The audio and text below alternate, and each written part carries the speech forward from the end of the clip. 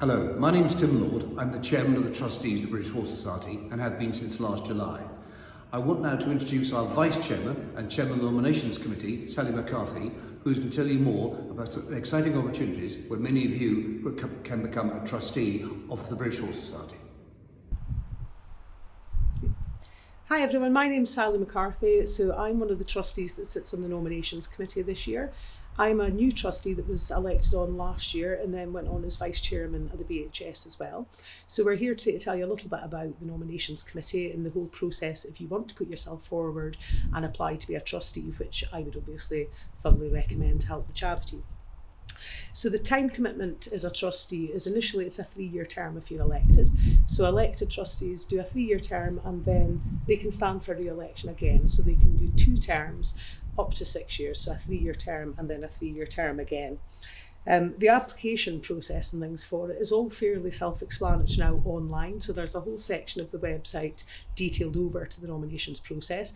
So if you want to visit there, you'll see the selection policy, which details very transparently how we look for trustees, the role requirements that are there for it, and how we'll mark them against that criteria in an interview process. You'll then need 5 members to nominate you. So those members could nominate more than one person if they want to be a trustee. The requirements for being a trustee are that you have to have 3 years BHS membership. British Riding Club membership doesn't count in that way because although it's a part of BHS, you need to have been a full BHS member for the 3 years. Although that 3 years doesn't have to be one solid term. If your membership has lapsed, but you've done 3 years in total, that will also count. So that would still be a suitable application for it. So most of the meetings are down at headquarters. We try and go to board meetings in person, and there are on average 6 board meetings a year, which allows us to conduct the amount of business that the board needs to work through, but also isn't too time consuming if you're a trustee that's volunteering your time. So the time commitment would be 1 to 3 days per month that I would find. So some of that is board meetings that you travel down for, others may be video or conference calls, and then there's some work to be done electronically as well. So you need to prepare for board meetings. There's quite a lot of reading on any of the subjects that will come up in the meeting, and that really is your duty as a trustee, is to be prepared for the decisions that are going to need to be made at the board meeting to take a strategic and a longer term view of the organisation. There are some subcommittees to the board. So there's an audit committee and a finance committee and a nominations committee. So those 3 committees, the audit committee has no trustees as standard have to sit on it. It's external members, but the chairman and the treasurer of the board normally attend the meetings. The finance committee is chaired by the treasurer and the chairman is also on it, and then 2 additional trustees as well. So the likes of the business role with digital strategy may well be a suitable match to sit on the finance committee if a vacancy appears on that committee. The 3rd committee is then a nominations committee. So I currently chair the nominations committee, and our responsibility is to ensure that the board is structured correctly moving forward, the rules are advertised correctly, whether that be a co-option or whether that be an election.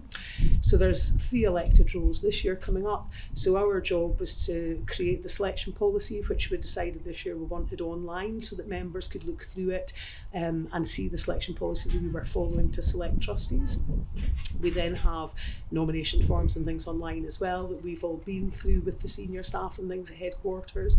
So the nominations committee is made up of myself, and I'm chairing it, and then Fran Mason, who's a fellow trustee. We then also have an independent member that is a non-trustee but is a member of the BHS, and then this year we're hoping to have a fellow of the society as well for their wealth of experience on the nominations committee too. So those are your 3 subcommittees almost to the board, and whether you're on them will depend on your time logistics for it as well. So your trustees, we've had a few questions from members about indemnity insurance and things for trustees. It quite clearly says in the articles that the trustees are insured by the British Horse Society to be acting in a reasonable manner as a trustee. So anyone who's following the criteria of their role, acting in good faith as a volunteer for that charity in a trustee role, is insured and covered, and there'd be no personal liability to them should something go amiss. The caveat to that would be if a trustee was acting vastly irresponsibly or in a way that was hugely detrimental to the charity or the position that they were placed in, then some of that liability may pass to them personally. But there's never been an incident of anything like that in the entire history of the BHS. The trustees have always been no personal liability against them. As far as the Charities Commission go, we've also had some questions around it, and the Charities Commission obviously regulates the BHS as a charity. So there's never in the history of the BHS been any kind of investigation by the Charity Commission. The BHS did report an incident last year where there was the vote of no confidence in the board. The BHS chose to report that because they deemed it a serious enough incident that it should be reported to the Charity Commission, and that was best practice for a charity at the time.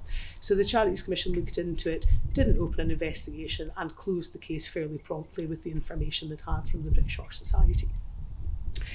We've had a few questions as well this year as to why there isn't an elected role for either access or welfare. So this is to do with the structure of the board this year. So it became apparent with the whole situation politically with Brexit that the BHS may need a more specific skill set on the board. So we decided that we wanted to co-opt someone who had a lot of veterinary knowledge. So we were delighted in February to welcome Tim Morris as our co-opted welfare specialist. Tim is a vet with a vast amount of experience who's worked in a non-executive role for DEFRA and is a huge point of contact for the government and most people during these slightly uncertain times with Brexit. So to the board it was really important that we got someone with that level of experience in the welfare specialism role because it's such a huge charitable aim of the BHS.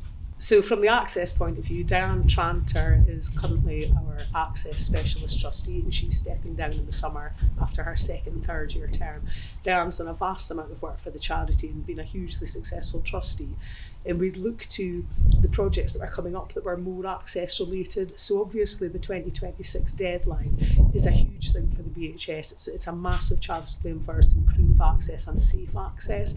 And we felt that at this point we needed to be lobbying to delay the deadline of 2026 and try and get as much strength behind us with that project as we could.